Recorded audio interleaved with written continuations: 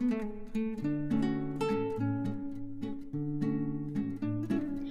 Morning everyone, আমি সৌমি আর আমার চ্যানেলের আরও একটি নতুন ব্লগে আপনাদের সবাইকে স্বাগত। আজকে শনিবার আর এখন ঘড়িতেই 6:45 মতন বাজে।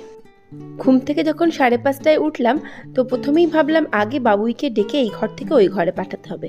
যদিও বা আজকে সকালবেলা উঠে একটু নখরা করছিল, বললো আমি এখানেই শোবো। আমি বলছি না মাম্মা, আজকে এরকম করিস না, কারণ আজকে আমাকে জেমির কাছে যেতে হবে। জেমি মানে ওর জেমি মানে আমার বড় যা। আসলে আজকে আমাদের বাড়ির মনসা পুজো, ওই শ্রী কি একটা পঞ্চমী হয় না, ওই সেই পঞ্চমীর পুজো আজকে। তো এই পুজোটা আমার দিদি করে থাকে। তো সকাল সকাল সেই জন্য উঠে সমস্ত কাজ আমি ঝমঝম করে সেরে নিলাম।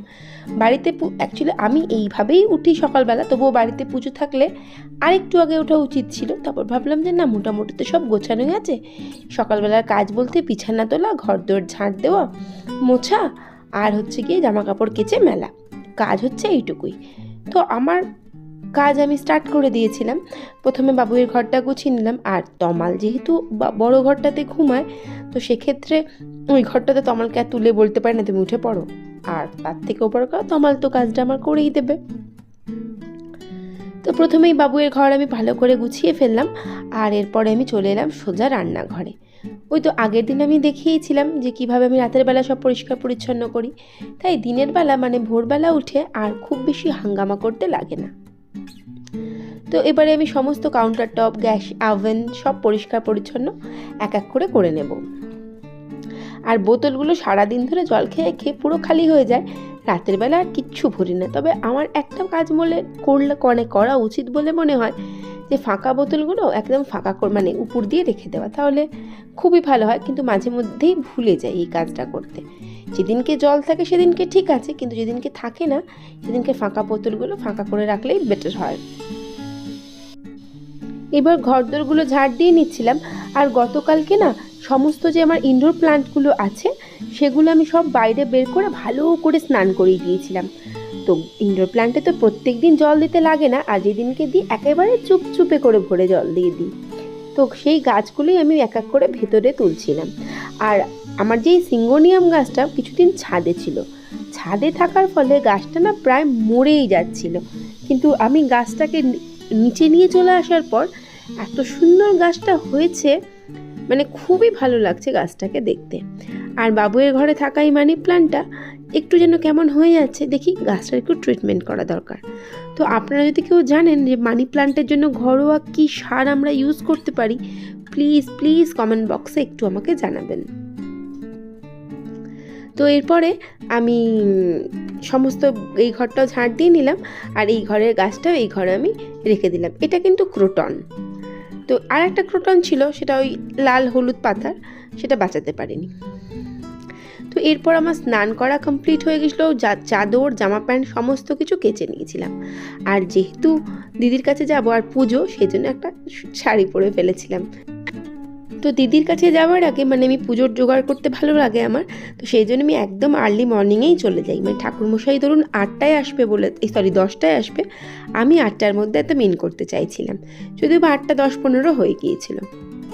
তো শাড়ি পরেছি, আর এদিকে না চুলটা একটু ভেজাই ছিল, তো সেই ভেজা চুলই দিলাম একটা গাডার লাগিয়ে।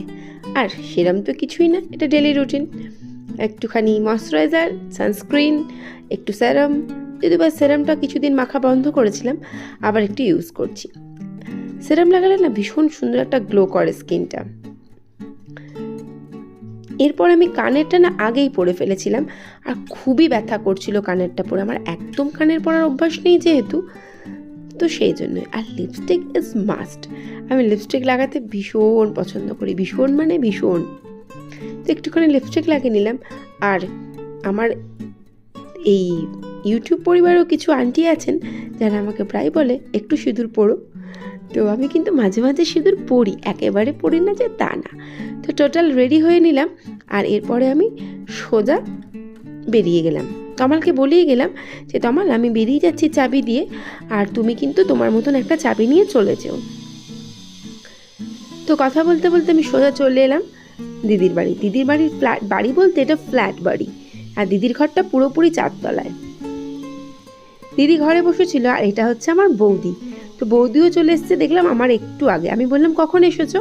বললো একটু আগেই ঢুকেছি। দিদি বৌদি ধুতে গিয়েছিল ফল, আমি যখন ফল টল ধুয়ে নিয়ে এসে মাত্রই বসেছিল। তো এরপরে আমি চলে এলাম পুজোর জোগাড় করতে। আমাদের মনসা পুজোয় গোটা ফল 5টা করে 10টা লাগে, 2টো মাছ মানে আঙুর পাতায় এই ফলগুলো দিতে হয়। তো আমি পুজোর জোগাড়গুলো আস্তে আস্তে করে নিচ্ছিলাম। আর এদিকে আমার ভাসুর ঠাকুর করেছেন কি, নৈবেদ্যতে যে চাল দেওয়া হবে সেটা খুবই কম নিয়ে এসেছিল, আর উনি বাজারেই ছিলেন। তো তখন আমার যা আবার তাকে ফোন করে বলল যে তুমি একটুখানি চাল আরও বেশি করে নিয়ে এসো। তো আমি এক এক করে নৈবেদ্যটা সুন্দর করে সাজিয়ে নিচ্ছিলাম। আর পঞ্চদেবতা, নবগ্রহ দেবতা, লক্ষ্মীনারায়ণ, এদিকে মনসা দেবী, সবার জন্যই সুন্দর করে সাজিয়ে নিচ্ছিলাম, যেভাবে আর কি সাজাতে হয়। আর ইতিমধ্যে আমার দাদা ভাই নিয়ে চলে এসেছিল প্রসাদ, চালটা। যেটুকু চাল কম লাগছিল সেটুকু আমি বললাম, সেই চালটুকু নিয়ে চলে এসেছিল। আর সাথে ফুলও এনেছিল। ফুলের দাম শুনে আমার আরেকটু হলে মিনি হার্ট অ্যাটাক চলে আসছিল। একটা গাঁদার মালা নাকি 90 টাকা দাম। আমি বলছি হে ঈশ্বর, এত দাম কেন? আর 2খানা বললো রজনীগন্ধার মালা এনেছে 30-60 টাকা। আমি ভাবলাম কিনাই কি সুন্দর, রজনীগন্ধার থেকে গাঁদার মালার দাম বেশি। খুবই অবাক হলাম। তারপরে যে মালাটা এনেছিল, জাস্ট একটা করে ফুল সুতো দিয়ে গাঁথা। আমি অবাক, এত কেন ফুলের দাম? আসলে বৃষ্টি টিষ্টি যাচ্ছে তো, সেজন্য ফুলের দামটা নাকি মারাত্মক। এদিকে বৌদি সব আলপনাগুলো দিয়ে নিল, আর মাও চলে এসেছিল। মাও জোগাড় করছিল, আর দিদি ফুল টুলগুলো গোছাচ্ছিল। আর আমাদের আরও একটা নিয়ম আছে যে এরকম দুধ আর কলা ঠাকুরের সামনে দিতে হয়। আর এই কলাটা হচ্ছে মর্তমান কলা, আর যেটা ওই আঙুর পাতায় দেওয়া আছে একটুখানি যেটা দেখা যাচ্ছে ওটা হচ্ছে কাঁঠালি কলা। আর এদিকে আমাদের কিন্তু সমস্ত জোগাড় করা কমপ্লিট হয়ে গিয়েছিল। আর দিদির ফ্ল্যাটে যারা যারা থাকেন তারাও, যাদের পঞ্চমী আছে, তো তারা চলে এসেছিল পুজো দেওয়ার জন্য। আর এদিকে পুজোও কিন্তু ঠাকুরমশাই করছিলেন, আর ঠাকুরমশাই এখানে আরতি করছিলেন। আরতি দেখতে না আমার খুব খুব খুব ভালো লাগে। আর এটা হচ্ছে আমাদের 3তলার কাকিমা আমরা বলি। তো এই কাকিমা সবাইকে আরতি দিয়ে দিচ্ছিলেন। এটা আমার দিব্য, আর দিব্যর পাশে বসে আছে অর্পণ।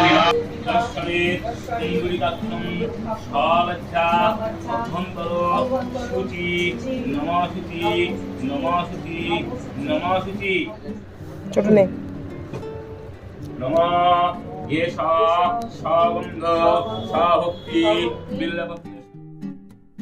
তো পুজো শেষ হয়ে গিয়েছিল। পুজো শেষে সবাই আমরা অঞ্জলি দিলাম। আর এদিকে বাবুইও পড়তে গিয়েছিল, বেচারা পড়ে বাড়ি চলে এসেছিল ততক্ষণে। আমি ওকে বলেই দিয়েছিলাম, বাড়ি এসেছিল মানে দিদির কাছে চলে এসেছিল। আমি বললাম তুই বাড়ি যাবি না, সোজা 4তলায় উঠবি। তো এসে প্রসাদ নিল, গঙ্গা ওই কী বলে শান্তির জল নিল, একটু চরণামৃত নিল। সমস্ত পুজো টুজো কমপ্লিট, ঠাকুরমশাই চলে গিয়েছিল। আর এদিকে আমিও ভাবলাম বাড়ি ফিরবো। আর আমি যেহেতু চা খেতে খুব একটা ভালোবাসি না, সেই জন্য আমি বললাম আমি চা খাবো না। তো এদিকে দিদি সবার জন্য চা বানাচ্ছিল। আর চাখর তো আমার ছেলে 1 নম্বরের, তো সবার জন্যই দিদি চা বানিয়ে নিচ্ছিল। তা আমি ভাবলাম চলো চাটা একটুখানি খাবো কি না খাবো। আর দাদাভাই এনেছিল পরোটা, তো সেই পরোটা খেয়ে আমি বললাম সোজা আমি বাড়ি যাব। কিন্তু আমার ভাসুর আর আমার যা বললো, না পিঙ্কি প্লিজ বাড়ি যেও না, আজকের দিনটা এখানেই থাকো, এখানেই রান্না বান্না করো, সবাই মিলে একসাথে খাওয়া হবে। তো অনেক দিন একসাথে থাকা হয় না, খাওয়া হয় না। আসলে আমরা সবাই আগে একসাথেই থাকতাম। আর তারপরে যাই হোক, বিভিন্ন কারণে যে যা সে তার মতন আলাদা হয়ে গিয়েছি। আর আমার দিদির 4তলা থেকে রাস্তাটা কিন্তু খুবই ভালো লাগে আমার দেখতে। আর এদিকে এই বদমাইশগুলো বসে বসে গেম খেলছিল। আর আকাশের আজকে ঝলমলে রোদ ছিল, ভীষণ ভালো লাগছিল আকাশটাকে দেখতে। আর এই যে বললাম সবাই মিলে আমরা রান্নার জোগাড় করছিলাম। এদিকে দিদি খিচুড়িটা চাপিয়ে দিয়েছে, যদিও বা দিদি শাড়ি চেঞ্জ করেছিল, আমি আর কিছু চেঞ্জ করিনি। তো দিদি বললো পিঙ্কি চেঞ্জ করে একটু নাইটি পরো। আমি বললাম না দাদি ভাল লাগছে না, আমি একেবারেই এটা পরবো। আর বৌদিও কিছু চেঞ্জ করেনি, বৌদিও এদিকে আলুর দমটা বসিয়ে দিল, আমিই করবো আলুর দমটা। তবে আমি বৌদিকে বললাম যে তুমি একটুখানি আলুটা ভাজো, আমি আসছি। তো বৌদি এদিকে আলু ভাজছিল, আর দিদি এদিকে চেক করছিল যে চাল ডালটা ঠিকঠাক সিদ্ধ হয়েছে কিনা। তো খিচুড়িটা নামানো হয়ে গিয়েছিল, আর এদিকে আমি গলায় গামছা দিয়ে রান্না করছিলাম। কারণ হচ্ছে শাড়িটা তো খুব সুন্দর দেখতে, এই শাড়ি পরে রান্না করলে দেখতে হবে না, সমস্ত কিছু গায়ের মধ্যে ছিটকাচ্ছিল। দিদি বললো পিঙ্কি অ্যাপ্রন বার করে দিয়ে, এলাম না দরকার নেই, থাক, আবার অ্যাপ্রন কাচতে হবে, তুমি গামছাটা বাইরে আছে, গামছাটাই আমি গলায় জড়িয়ে নিই। তো এদিকে সমস্ত রান্নাবান্না কমপ্লিট, এবার আমরা একে একে সবাই খেতে বসে যাব। আর ব্লগটা তাহলে আজকে এখানেই শেষ করলাম। ভালো লাগলে প্লিজ পাশে থেকে যাবেন, আর ভিডিওটা দেখার জন্য থ্যাংক ইউ সো মাচ।